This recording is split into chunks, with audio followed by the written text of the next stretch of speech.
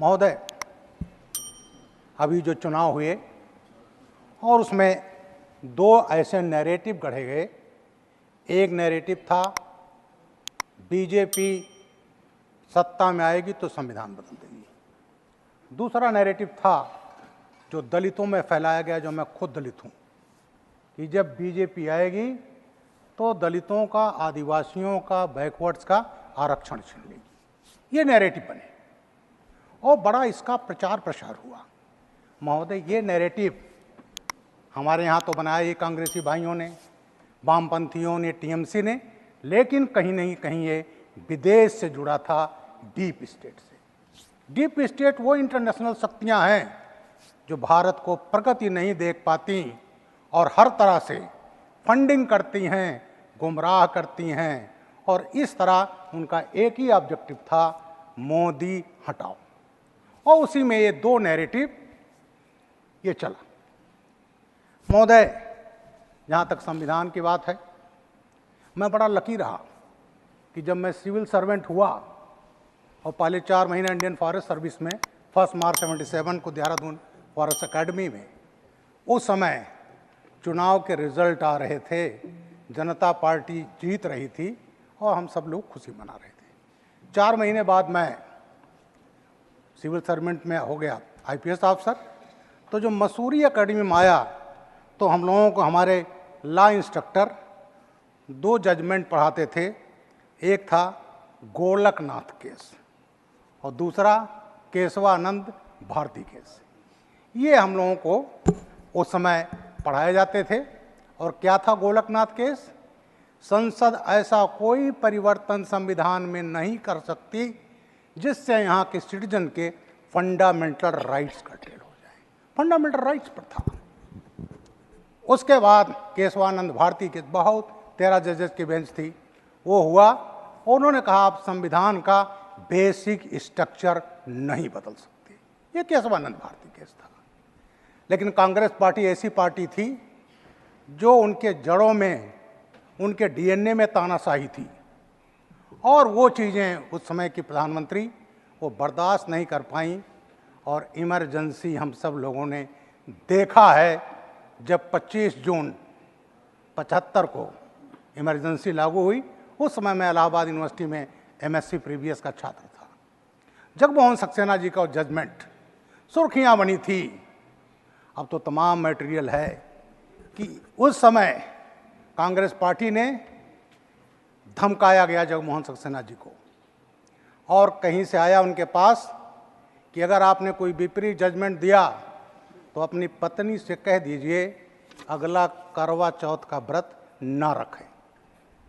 जगमोहन सक्सेना जी ने बड़ा मार्मिक स्टेटमेंट दिया कि सौभाग्य से, उन्होंने सौभाग्य शब्द इस्तेमाल किया, मेरी पत्नी का 3 महीने पहले देहांत हो गया है। तो ये हाल था उस समय कांग्रेस पार्टी को, जुडिशरी को धमकाया जाता था। महोदय, उसके बाद शुरू हुआ कमिटेड ब्यूरोक्रेसी, तो उन्होंने बना ही दिया था, लेकिन दूसरा शुरू हुआ कमिटेड जुडिशरी। वहाँ पर ये हाल था। मैं एक एग्जाम्पल देना चाहूँगा कि कमिटेड जुडिशरी का ये हाल था, politician to judiciary to politician. वो किस्सा है जस्टिस बहरुल इस्लाम। जस्टिस बहरुल इस्लाम साहब आसाम के थे और वो 62 में राज्यसभा में आए, 68 में दोबारा वो राज्यसभा में आए। बीच में कांग्रेस पार्टी से आसाम में चुनाव भी लड़े। उसके बाद राज्यसभा के मेंबर थे। 72 में उन्होंने इस्तीफा दे दिया और वो हो गए, कांग्रेस पार्टी ने, इंदिरा जी ने उनको बना दिया हाई कोर्ट जज, गुवाहाटी हाई कोर्ट।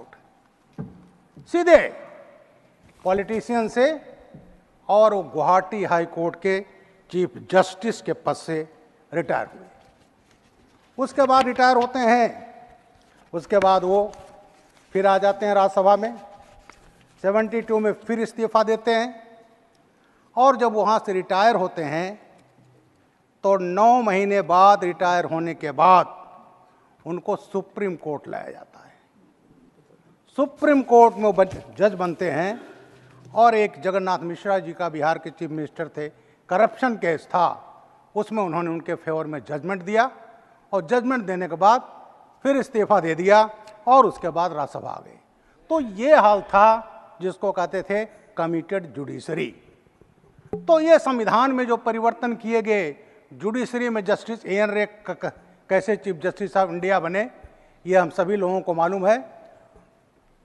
तो वहाँ ये कल्चर चला जुडिशरी को धमकाने का, कमिटेड जुडिशरी का, और उसका नंगा नाच खेला गया।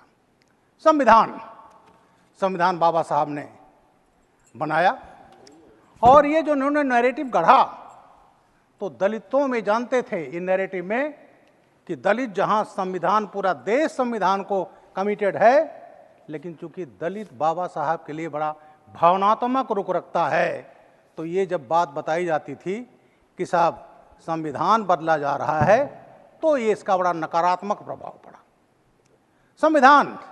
संविधान में जो हालत किया कांग्रेस ने, उसका मैंने एग्जाम्पल दे चुका हूं। इमरजेंसी इससे बड़ा कलंक कुछ नहीं हो सकता।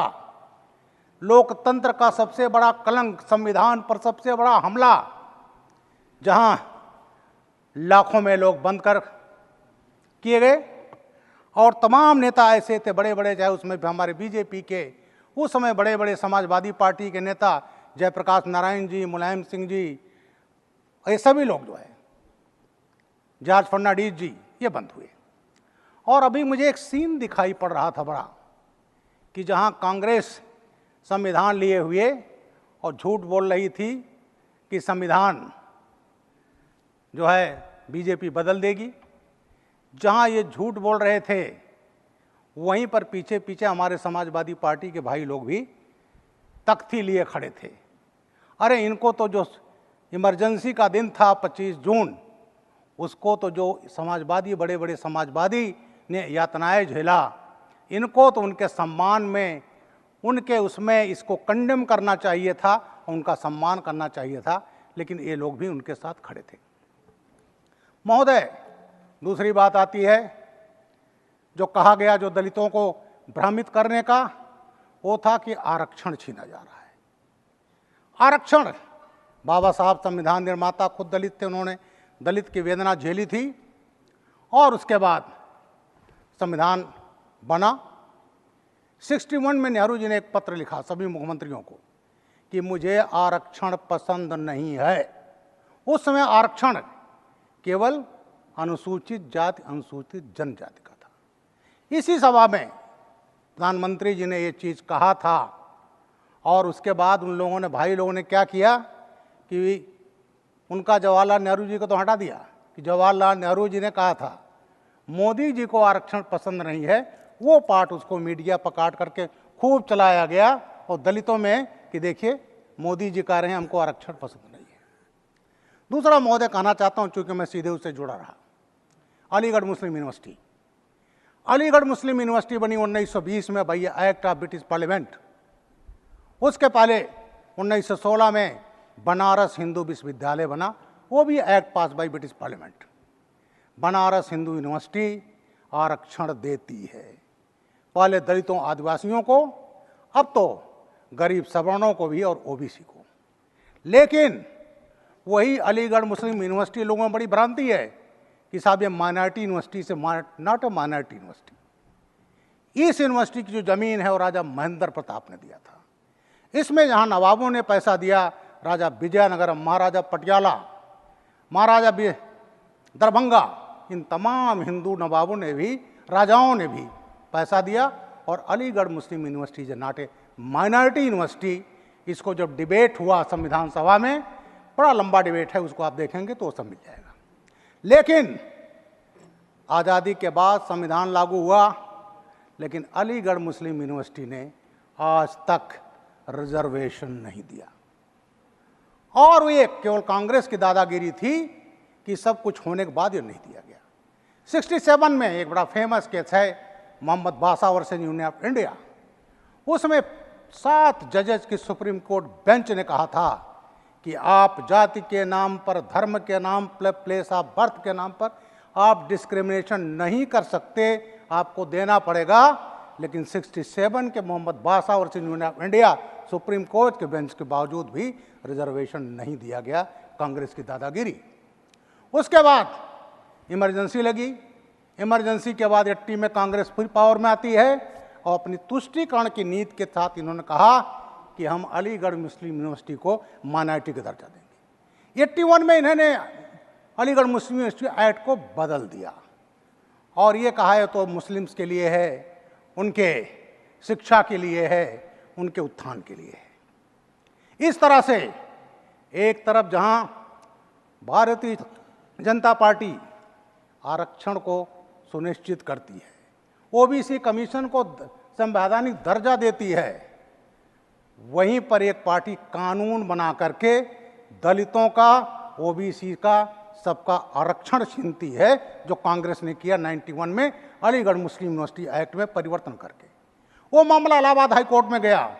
2005 में जस्टिस अरुण टंडन ने जजमेंट दिया कि ये जो किया गया है ये सुप्रीम कोर्ट के जजमेंट का उल्लंघन है और आपको रिजर्वेशन देना पड़ेगा। फिर चले गए डिवीजन बेंच में। 2006 में जस्टिस एन रे और जस्टिस अशोक भूषण जी ने जजमेंट दिया कि ये जजमेंट अच्छा है, लेकिन जस्टिस अरुण टंडन को, जो कांग्रेस ने कन्फ्यूजन क्रिएट किया 81 में, परिवर्तन करके उसको क्वेश कर देना चाहिए। Now it is here bye quest. ये क्वेश हो गया और आज वो सुप्रीम कोर्ट में है। सुप्रीम कोर्ट में सुनवाई पूरी हो गई है, जजमेंट रिजर्व है और कौन उनके लिए कर रहे हैं प्रयास? कौन वकील खड़े होते हैं दलितों को ओबीसी को आरक्षण ना मिले अलीगढ़ में? वो हैं कांग्रेस के लोग जुड़े हुए। ये नहीं चाहते तो एक तरफ ये बात करते हैं कि हम दलितों के हितैषी हैं, बैकवर्ड के हितैषी हैं, और एक तरफ कानून बनाकर ये आरक्षण छीनते हैं। महोदय, दलितों को बहुत भ्रमित किया गया। अभी आप जानते होंगे कि अभी जो सीए पास हुआ 2019 में, संविधान संशोधन अधिनियम, उसमें सबसे ज़्यादा अगर लाभान्वित हुए हैं तो एससी और एसटी लाभान्वित हुए हैं। अभी उनको जो है नागरिकता मिलना शुरू हो गया है। इसमें सबसे ज़्यादा वो थे नमोशूद्र और मतुआ, जो बांग्लादेश से भगाए गए थे। जोगेंद्रनाथ मंडल जी के कारण जो रुक गए थे, दलित नेता जो पाकिस्तान के फर्स्ट लॉ मिनिस्टर बने, लेबर मिनिस्टर बने, और उन्होंने जो आज एक राजनीति चलती है भीम मीम की, और कहा जाता है अगर दलित मुस्लिम मिल जाएं तो इस देश पर राज करेंगे, बैकवर्ड मिल जाएं तो राज करेंगे। अरे हम तो सबका साथ, सबका विकास, सबका प्रयास, उसकी बात करते हैं। हमारे लिए हिंदू, मुसलमान, सिख, ईसाई, हम सब भारतीय हैं। लेकिन ये जो राजनीति चली, उसी में मंडल जी बड़े विद्वान थे, बाबा साहब के बाद वो भी, और वो कंबाइंड बंगाल में लॉ मिनिस्टर रहे, कैबिनेट मिनिस्टर थे। और 1946 में जब इंटरिम गवर्नमेंट बनी नेहरू जी के अंडर में, तो भारत के अविभाजित भारत के लॉ मिनिस्टर थे। उन्होंने बाबा साहब की बात नहीं मानी। उन्होंने कहा बाबा साहब हमारे दलित इस्लामिक कंट्री में बहुत अच्छे रहेंगे, और वो पाकिस्तान का ऑप्शन दिया, वहाँ के लॉ एंड लेबर मिनिस्टर बने। लेकिन जो हाल उनकी वजह से पाकिस्तान में हुआ, जो कत्लेआम हुआ, क्योंकि दलित वहाँ रुक गए थे, और उसके बाद वो खुद 8 अक्टूबर सन 1950 को 3 साल में भाग आए। जब वो भाग आए तो दलितों में भगदड़ मची। उनको बसाया गया आसाम में, बंगाल में, और उत्तर प्रदेश में भी। मैं एक जिले का एसपी था, 86 से 88 में गया तो उनके बीच में भी, और वो था पीलीभीत। अकेले पीलीभीत में इस समय 2.5 लाख दलित बंगाली हैं, नमोशूद्र मतुआ, उनको बसाया गया। कांग्रेस ने कभी उनको नागरिकता देने की नहीं सोची, और उनको अगर नागरिकता दिया है तो दिया है नेहरू जी तो विरोध करते थे, माननीय नरेंद्र मोदी, माननीय अमित शाह जी ने जो सीए लाया, तो सीए में उनको आज नागरिकता मिली। आज वो भारत के नागरिक हैं, और उसका विरोध कौन कर रहा था सीए का? कांग्रेस। यहीं आपके दिल्ली में महीनों चला, लखनऊ में घंटा घर पर चला, कांग्रेस के लोग हाजिरी देते थे, और अरविंद केजरीवाल जी तो खैर यहाँ के मुख्यमंत्री रहे, यहाँ की आप पार्टी, उनका तब सब प्रायोजित ही था। तो वहाँ विरोध होता था सीएए का। अरे सीएए का विरोध, जो टोटल नागरिकता मिली है, जो अफगानिस्तान, पाकिस्तान और बांग्लादेश से भगाए गए हिंदू, सिख, ईसाई और जैन सब, उसमें जो नागरिकता मिली है 70 से 75% दलित हैं, अनुसूचित जनजाति के हैं। इसलिए इन विरोधी पार्टियों के कहने का हक नहीं है कि ये अनुसूचित जाति, एससी, एसटी, ओबीसी के हितैषी हैं महोदया। तो ये जो है विरोध किसका कर रहे थे? दलित का, आदिवासी का, बैकवर्ड का। और यहाँ क्या बोलते थे? आरक्षण छीन लेंगे। तो ये जो नैरेटिव इन्होंने गढ़ा वो इतना भ्रमित किया गया। लेकिन ये काठ की हंडी एक बार चढ़ती है महोदया, ये काठ की हंडी दोबारा नहीं चढ़ने वाली। जैसे हमारे कई मित्रों ने कहा, इन्होंने प्रिंटेड पेपर दस्तखत करके, उस पर माननीय राहुल गांधी जी का है दस्तखत, माननीय खड़गे जी का है, और कहा कि जैसे हमारी सरकार आ रही है 1 जुलाई से 8,500 और 1 साल में 1 लाख। और आज उस पर उन्होंने दिया कि आइएगा, और आज कांग्रेसी कार्यालयों में उनकी भीड़ लग रही, लाइए पैसा हमको। आज वो कुछ कर नहीं पा रहे हैं, दे नहीं पा रहे हैं। तो ये मूर्ख आप हमेशा नहीं बना सकते। इस देश की जनता जागरूक है। अगर इमरजेंसी को तार तार कर दिया, हमारी लोकतंत्र वो जड़ से जुड़ी है, वो कायम है, आप कुछ नहीं कर पाए। और उसके बाद आज भी वो मौजूद। लेकिन इन कांग्रेसियों को, विरोधियों पार्टियों का कोई हक नहीं है कि संविधान की ये रक्षा करने वाले हैं। अरे संविधान को तो इन्होंने हमेशा तहस नहस किया है। माननीय राष्ट्रपति जी ने और एक चीज़ बड़ा टच किया है, और वो है criminal justice system. IPC, Indian penal code बना था 1860 में। कब बना था? जब 1857 में फर्स्ट वॉर ऑफ इंडिपेंडेंस हुआ। अंग्रेजों की नींव हिल गई। उन्होंने कहा भारतीयों को गुलाम कैसे बनाएं परमानेंटली। तो आया इंडियन पेनल कोड, भारतीय दंड संहिता। महोदया, जो क्रिमिनल जस्टिस सिस्टम अब बना, और मेरा भी थोड़ा जो योगदान है, क्योंकि मैं चेयरमैन रहा उसका, parliament standing committee on home affair, मेरे कमेटी से भी वो गुजरा है। अंग्रेजों ने बनाया था दंड देने के लिए भारतीय दंड संहिता। लेकिन भारतीय जनता पार्टी उसमें जो बना, एक्ट पास हुआ, जो 1 जुलाई से लागू होना चाहे, मुझे बड़ा गर्व महसूस हो रहा है, क्योंकि मैंने भी इसमें काम किया है। और उसमें रखा गया है भारतीय न्याय संहिता।